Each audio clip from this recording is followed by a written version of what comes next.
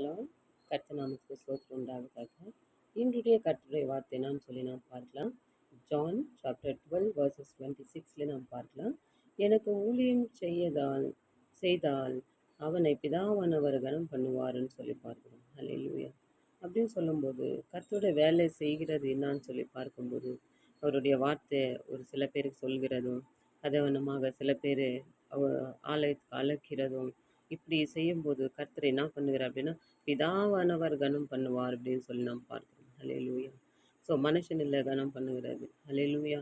So ஒருத்தர் நம்மளை பார்த்து நல்லவன் அப்படின்னு சொன்னாவே நமக்கு ரொம்ப சந்தோஷம் மகிழ்ச்சி ஆகிடும். ஆனால் கர்த்தர் நம்மளை மகிமைப்படுத்துவாருன்னு சொன்னால் அது வந்துட்டு நமக்கு ரொம்ப மகிழ்ச்சியாக இருக்கும் இல்லையா?